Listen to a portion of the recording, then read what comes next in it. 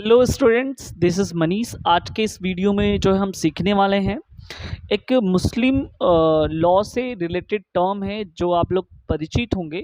क्योंकि ये जो टर्म है वो अधिकतर क्या होता है कि एग्ज़ाम में अगर आप इंटरव्यू में हैं या इंटरव्यू दे रहे हैं तो वहाँ पे क्वेश्चन जेन्युइन है जो है पूछ लिया जाता है। और वहीं जो है अगर मेंस की आप पेपर दे रहे हैं तो वहाँ पे शॉर्ट नोट के तौर पर भी आपसे क्वेश्चन पूछे जा सकते हैं।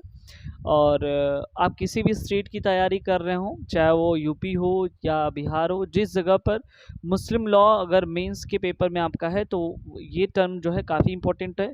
तो हम बात करने वाले वो टर्म का ख्यार उल बुलूक। ठीक है, ख्यार उल बुलूक क्या होता है? ठीक है, तो ख्यार उल बुलूक को अगर हम देखें इंग्लिश में तो हम बोलते हैं उसे ऑप्शन ऑफ पिवोर्टी। अगर हिंदी में समझें तो जिसे कहते हैं यौवना अवस्था का विकल्प।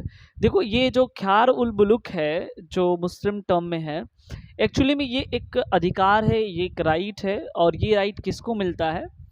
उन बच्चों को मिलता है जिनकी जो शादी है जब वो एज ऑफ मेजॉरिटी नहीं प्राप्त किए हैं उस दौरान शादी की जाती है, यानी कि छोटे रहते हैं तभी उनकी शादी कर दी गई होती है। तो तो उनका एक अधिकार है ख्यार उल बुलूक। ये किस प्रकार का अधिकार है? यानी कि सोचो, अगर मान लो कि जब बच्चे छोटे थे, चाहे वो अ, मुस्लिम महिला या पुरुष की बात करते हैं, दोनों के केस में यानी कि एज ऑफ मेजॉरिटी जो 15 साल यानी 15 ईयर्स माना गया है वो प्राप्त नहीं किए हैं।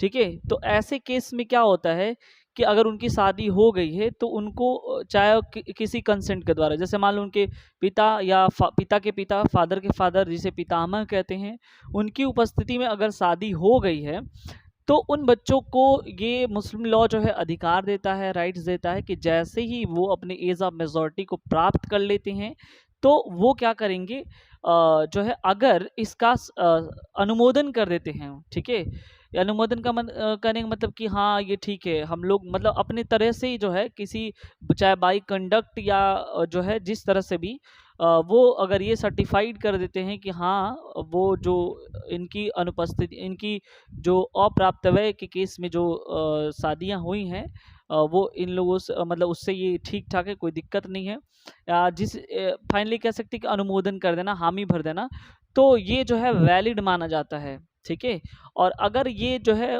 मना कर देते हैं या किसी तरह से जो है अगर उससे जो है मनाही कर लेते हैं तो ये माना जाता है कि वो इनवैलिड है। वैसे तो अगर दूसरे शब्दों में कहा जाए तो अप्राप्तव्य के केस में हुई शादी जो है अविधिमान्य है। अविधिमान्य है। तो कहा जाता है कि इस अविधिमान्य शादी को जब वो अपना एज ऑफ मेजॉरिटी प्राप्त कर लेते हैं उस दौरान अगर वो अनुमोदन कर देते हैं तो ये माना जाता है कि ये जो जो अविधिमान्य शादी थी यानी वाइडेबल जो शादी थी, ठीक है, वो क्या हो गई है, वैलिड मानी जाती है। टिल कब से कब तक? जब उनकी शादी हुई तब से जो है वो विधिमान्य मानी जाती है।